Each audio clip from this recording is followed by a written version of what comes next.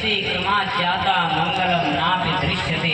जैसे जैसे समय व्यतीत होता जाएगा जो हमें थोड़े बहुत भगवान की चर्चा सुनने को मिल रही है वो आगे मिलने वाली नहीं है। समय ज्यों ज्यों बढ़ता जाएगा समझो जो भगवान का नाम लेने वाले हैं वो एक भी दिखाई पड़ने वाला नहीं है। थोड़े समय की बात है, इसलिए मैया मैं तो कहता हूँ यह ब्रज भूमि धन्य है। क्यों?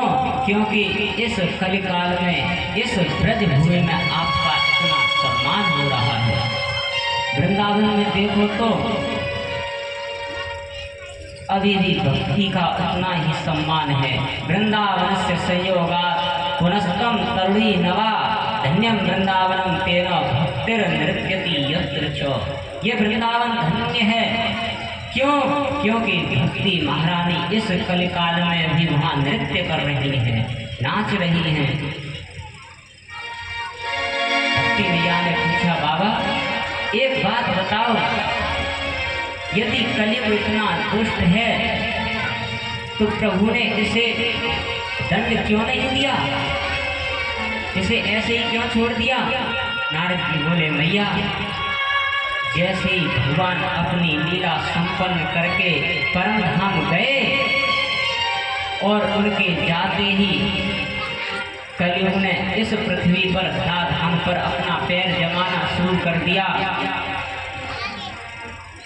जैसे ही पैर जमाना शुरू किया लेकिन परीक्षित महाराज इसको दंड देना ही चाहते थे, लेकिन दीन वश शरणं गतः दीनहीन होकर के ये उनकी शरण में आ गया।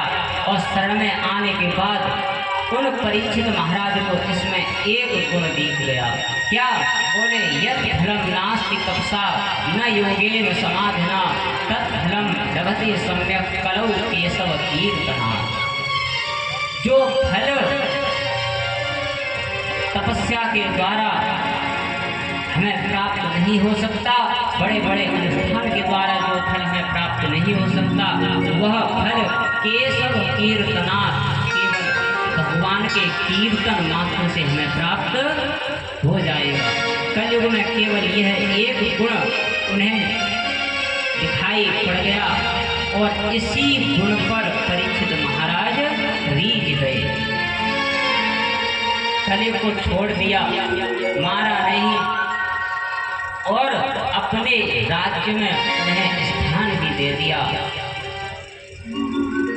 कलयुग में भागवत की जो कथा है ना वो होती तो बहुत हैं, लेकिन उन कथाओं से केवल वक्ता हो या श्रोता दोनों की दृष्टि केवल एक ही है। श्रोता भी भागवत तब कराता है जब बोलता है महाराज हमारी फैक्ट्री अच्छी नहीं चल रही, हमारी फैक्ट्री अच्छी चले तो एक कथा हमारी तरफ से। वक्तारी कथा इसी उद्देश्य से कहता है कि उसे धन प्राप्त हो। दोनों की दृष्टि धन की ओर है, अर्थ की ओर। भागवत जी के जो अर्थ है, भागवत जी का जो अर्थ है उसकी तरफ किसी की दृष्टि नहीं है। वह भी यही चाहता है कि मेरी फैक्ट्री अच्छी चले तो एक कथा मेरी तरफ से। वक्ता यही चाहता है कि इसकी फैक्ट्री अच्छी चलेगी तो हमें धन अच्छा मिलेगा। दोनों यदि भागवत जी के एक श्लोक को भी हम एक श्लोक को छोड़ो, मैं तो कहता हूँ एक श्लोक का एक पाद भी यदि हमने अपने जीवन में उतार लिया तो समझो हमारा जीवन धन्य है, सफल है। उस भागवत के अर्थ पर किसी का ध्यान नहीं है। कथा इतनी हो रही है, कौन सुना रहा है कथा?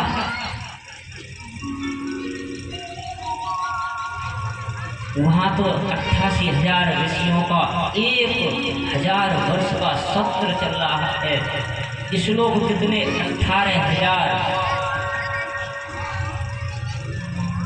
और कितने वर्ष का सत्र है, वहाँ कथा निरंतर चलने वाली है 1,000 वर्ष तक।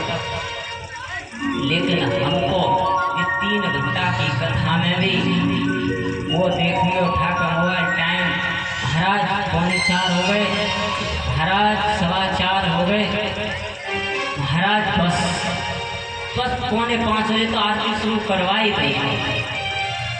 लेकिन वहाँ तो जो कथा चल रही है वह निरंतर कितने वर्ष की, 1,000 वर्ष का सत्र चल रहा है।